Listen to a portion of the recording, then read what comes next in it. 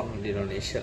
Awalnya masuk Jepang ke Indonesia dimulai ketika pasukan negeri Sakura berhasil menyerang Pearl Harbor, pangkalan terbesar Angkatan Laut Amerika Serikat di Samudra Pasifik pada 8 Desember 1941. Lalu Jepang berhasil menghancurkan basis militer Amerika di kawasan tersebut. Kemudian Jepang memperluas basis militernya ke arah selatan, yaitu Indonesia. Tujuan Jepang ke Indonesia adalah untuk mendapatkan cadangan logistik dan bahan industri perang seperti minyak bumi, timah, dan aluminium. Jepang masuk ke Indonesia pada tanggal 11 Januari 1942 dengan mendarat di Tarakan, Kalimantan Timur, dan menduduki daerah Kalimantan.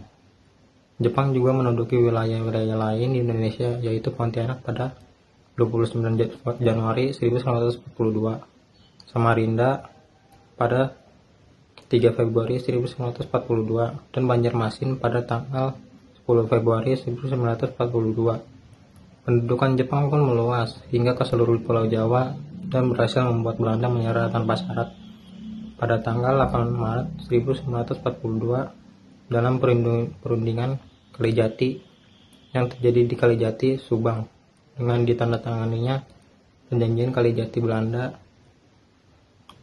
Belanda harus pergi dari Indonesia dan Indonesia resmi menjadi jajahan Jepang. Dalam kedudukan Jepang di Indonesia, Jepang menguruk sumber daya alam dan juga sumber daya manusia. Hal ini sangat membantu Jepang dalam menghadapi perang-perang melawan sekutu. Adapun tujuan Jepang menjajah Indonesia, yaitu yang pertama, bahan mentah yang terkandung di daerah Indonesia seperti minyak bumi dan batu bara sangat membantu Jepang dalam keperluan perang. Yang kedua, melimpahnya sumber daya manusia sangat membantu Jepang dalam membangun militer Jepang dalam menghadapi taktik perang Pasifik. Yang ketiga, Indonesia kaya akan hasil pertanian dan juga perkebunan.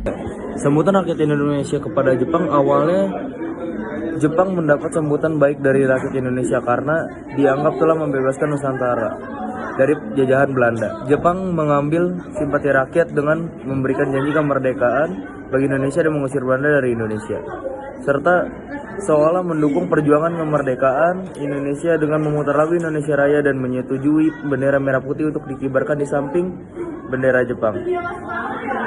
Jepang juga membentuk berbagai organisasi untuk menarik simpati rakyat Indonesia seperti gerakan 3A, yaitu Nippon Pelindung Asia, Nippon Pemimpin Asia, Nippon Cahaya Asia.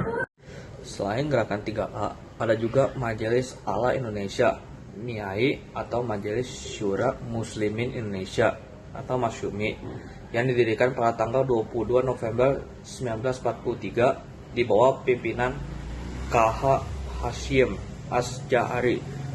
Organisasi ini merupakan organisasi Islam dalam naungan pemerintah Jepang, Putra Pusat Tenaga Rakyat, yang didirikan pada tanggal 1 Maret 1942. Organisasi ini dipelopori oleh 4 serangkai, yaitu Dr. Soekarno, Dr. Muhammad Hatta, Ki Hajar Dewantara, serta KH Mas Mansur Jawa Hokokai, Himpunan Kebaktian Jawa, yang didirikan pada 8 Januari 1944. Penduduk Jepang menurut banyak cerita lebih menderita daripada penjajahan Belanda.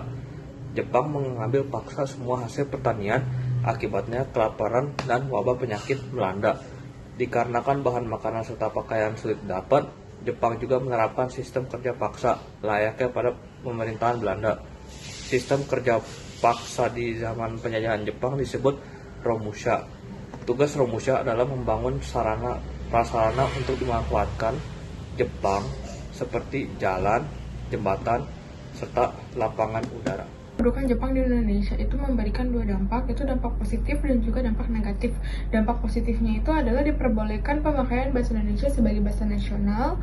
Yang kedua, didirikannya KUMIAI yang berfungsi untuk memenuhi kebutuhan pokok rakyat dan masih dijalankan di Indonesia yang lebih dikenal dengan nama koperasi. Yang ketiga, membentuk sistem sosial yaitu Tonarigumi atau yang lebih dikenal dengan RT atau rukun tetangga. Yang keempat, dibentuknya Badan Penyelidikan Usaha-Usaha Kemerdekaan Indonesia atau BPUPKI dan Panitia Persiapan Kemerdekaan Indonesia PPKI untuk memenuhi janji kemerdekaan kepada Indonesia.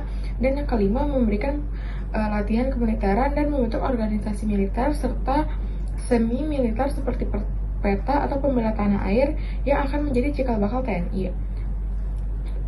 Terus selanjutnya ada dampak negatif dari kedudukan Jepang di Indonesia. Yang pertama, penerapan Romusa yang menyengsarakan rakyat Indonesia. Yang kedua, perekonomian runtuh karena Jepang menyita seluruh kekayaan Indonesia yang ditinggalkan oleh Belanda. Yang ketiga, menyita harta kekayaan pribadi rakyat untuk perang sehingga rakyat Indonesia mengalami kelaparan. Dan yang keempat, banyaknya perempuan yang dipakai menjadi jugun lanfo atau wanita penghibur bagi tentara Jepang. Akhir masa pendudukan Jepang di Indonesia dalam kondisi yang terdesak. Jepang terus berupaya menarik simpati rakyat Indonesia dengan memberikan janji kemerdekaan dengan membentuk BPUPKI pada 1 Maret 1945. Serangan terus diterima Jepang dari sekutu sehingga bom atom dijatuhkan di Hiroshima dan Nagasaki oleh Amerika Serikat pada 6 dan 9 Agustus 1945. Jatuhnya bom ini menyebabkan Jepang menyerah tanpa syarat kepada sekutu pada 14 Agustus 1945. Sementara itu, di Indonesia pada tanggal 7 Agustus 1945, BPUPKI telah menyelesaikan tugasnya dan membentuk PPKI untuk persiapan kemerdekaan. Lalu, kabar menyerahnya Jepang dari sekutu pun dimanfaatkan oleh para tokoh bangsa Indonesia untuk memproklamasikan kemerdekaan pada 17 Agustus 1945. Dengan menyerahnya Jepang tanpa syarat kepada sekutu pada tanggal 14 Agustus 1945, Perang Dunia II pun resmi berakhir. Jepang menyerah akibat serangan bom atom yang dilakukan oleh Amerika Serikat di kota Hiroshima dan Nagasaki. Sementara itu, status Indonesia yang merupakan negara jajahan Jepang menjadi vacuum of power atau terjadinya kekosongan kekuasaan. Jepang sebenarnya mulai berusaha mencegah agar berita mereka menyerah kepada sekutu tidak sampai ke Indonesia dengan cara menyita radio-radio yang dimiliki rakyat yang bisa mencapai siaran asing. Namun, salah satu tokoh Indonesia, yakni Sultan Syahrir, berani mengambil risiko dengan menyembunyikan radionya. Beberapa saat kemudian, Sultan Syahrir telah mendengar kabar Jepang menyerah tanpa syarat kepada sekutu sehingga Syahrir menyampaikan berita tersebut kepada warga Indonesia dan para pemuda-pemudi Indonesia, mendesak dua tokoh penting Soekarno dan Hatta untuk memproklamasikan kemerdekaan Indonesia.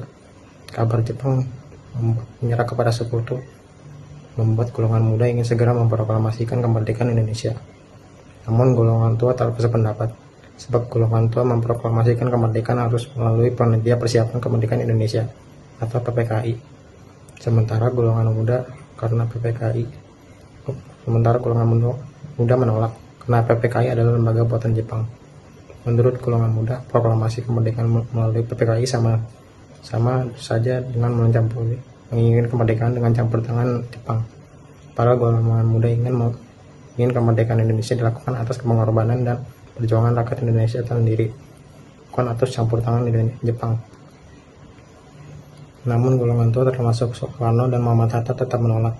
Mereka ingin bertemu wakil Jepang dulu untuk membicarakan perencanaan tersebut. Penolakan tersebut membuat golongan muda menculik Soekarno dan Muhammad Hatta ke Rengas Dengklok pada tanggal 16 Agustus 1945 agar mereka tidak terpengaruh dengan Jepang. Hal ini membuat Ahmad Subarjo, wakil dari golongan tua, harus berunding dengan Dikana, wakil dari golongan muda. Akhirnya Ahmad Subarjo dengan sepakat untuk segera memproklamasikan kemerdekaan Indonesia dan menjemput Soekarno dan Muhammad Hatta ke Rengas Dengklok.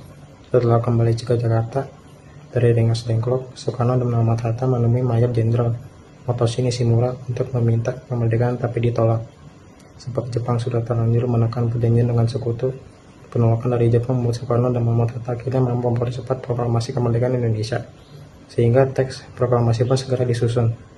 Penyusunan teks proklamasi dilakukan oleh Soekarno dan Muhammad Hatta dan Ahmad Subarjo di kediaman Laksamana Tadashi Maeda di Mambonjol nomor 1 Jalan Jakarta Pusat. Ahmad Subarjo menyumbang kalimat utama dari Muhammad Hatta dan Ahmad Subarjo menyumbang kalimat utama dan Muhammad Hatta menyumbang kalimat terakhir dalam teks proklamasi.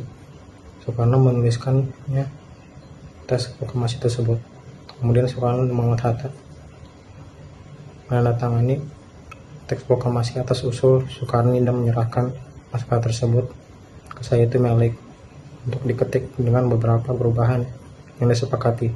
Setelah seluruh persiapan selesai, Soekarno dan Muhammad Hatta memproklamasikan kemerdekaan Indonesia di Jalan Pegangsaan Timur nomor 56, Jakarta Pusat pada tanggal 17 Agustus 1945 pukul 10 WIB. Soekarno memberikan pidato, kemudian membacakan teks proklamasi. Selanjutnya dilakukan pengibaran bendera merah putih oleh Suhut dan Latif Hendra Ningrat. Ketika bendera dikibarkan, semua yang hadir dalam peristiwa proklamasi Indonesia menyanyikan lagu Indonesia Raya.